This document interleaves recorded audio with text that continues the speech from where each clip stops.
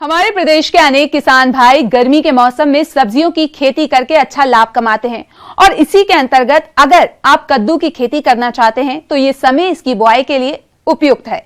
लेकिन इससे अधिक उपज प्राप्त करने के लिए भूमि के चयन और तैयारी, खाद और उर्वरक प्रबंधन तथा बुआई की वैज्ञानिक तकनीक आदि पर ध्यान देना होगा।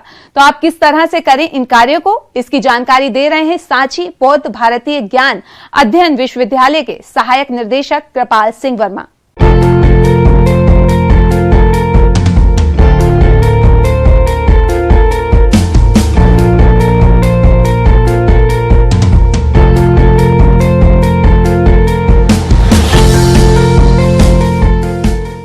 किसान भाइयों, आज हम एक बहुत ही महत्वपूर्ण सब्जी के बारे में चर्चा कर रहे हैं और वो सब्जी है कद्दू।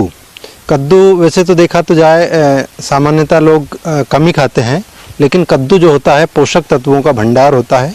इसमें विशेष रूप से जो पोषक तत्व होते हैं वो विटामिन ए बहुत ज़्यादा पाए जाते हैं और ये स्वास्थ्य के लिए बहुत ही लाभदायक होता है। दूसरी ओर यदि किसान इसको लगाते हैं तो इसका उत्पादन भी अच्छा मिलता है और उत्पादन के साथ साथ किसान अच्छी आय भी कमा सकता है।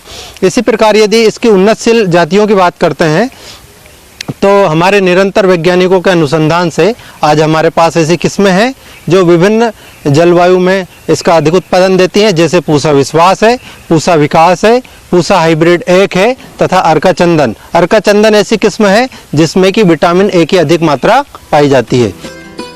किसान भाइयों, अभी आपने कद्दू का अधिक उत्पादन देने वाली उन्नतशील किस्मों के बारे में जानकारी हासिल की।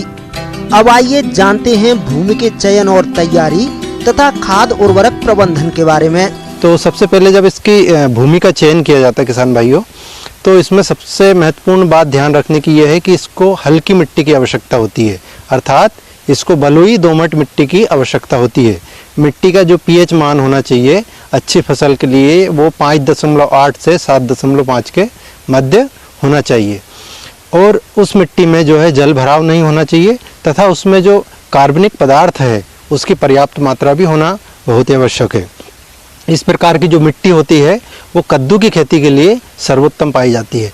खेत की तैयारी के लिए हमें ये विशेष ध्यान रखना पड़ता है कि खेत को 2 बार विपरीत दिशाओं में गहरी जुताई की जाती है। उसके उपरांत उसको जो पाटा लगाकर खेत को समतल कर लिया जाता है।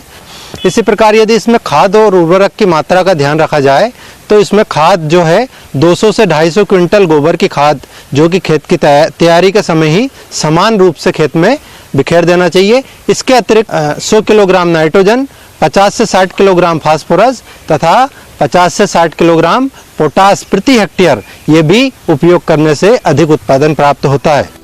किसान भाइयों, कद्दू का अधिक उत्पादन प्राप्त करने के लिए बीज की उचित मात्रा तथा बीजोपचार करते हुए वैज्ञानिक तकनीक से बुवाई कैसे करें, आइए जान लेते हैं। इसी प्रकार किसान भाइयों, इसमें यदि बीज की मात्रा की बात करें हम तो इसमें लगभग 4 से 5 किलोग्राम जो बीज है वो इसकी खेती के लिए प्रति हेक्टेयर खेती के लिए पर्याप्त होते हैं। बीजों को उपचारित करना बहुत ही आवश्यक है। किसान भाई कई बार ये ध्यान नहीं रखते हैं, बीजों को सीधे ही बो देते हैं, बुआई कर देते हैं। तो इसके लिए जो दवाई आती है, एक मैंकोजेब आती है और एक कार्बेंडाजिम आती है। मैंकोजेब जो दवाई है उसका 2 ग्राम लेना है और जो कार्बेंडाजिम है उसका 1 ग्राम दवाई लेके मतलब जो बीज है उनको उपचारित करके किसान भाइयों को लगाना चाहिए। अपने ढलान के अनुसार हम क्या करते हैं, खेत में नालियों का निर्माण करते हैं। तो किसान भाइयों, नालियों का निर्माण जो करते हैं उसमें लगभग 3.5 मीटर लंबी नाली और 1 मीटर चौड़ी नाली का निर्माण करते हैं और इस प्रकार खेत को नालियों में हम विभक्त कर लेते हैं। इससे क्या होता है किसान भाइयों, जो पानी है हमारा बर्बाद नहीं होता है और जो हमारी फसल है उसका उत्पादन भी अच्छा होता है। जो इसकी बुआई का तरीका है तो जैसा मैंने बताया था कि 2 से 3 मीटर जो पंक्ति से पंक्ति की दूरी होना चाहिए, जो हमने नालियाँ बनाई है वो 2 से 3 मीटर की दूरी होना चाहिए तथा जो पौधे से पौधा है, पौधे से पौधे की जो दूरी होना चाहिए वो 90 सेंटीमीटर से लगा के 120 सेंटीमीटर के लगभग होना चाहिए। किसान भाइयों, कद्दू की फसल का उचित विकास हो इसके लिए आप सही समय पर सिंचाई करते हुए खरपतवार नियंत्रण कैसे करें, आइए जान लेते हैं।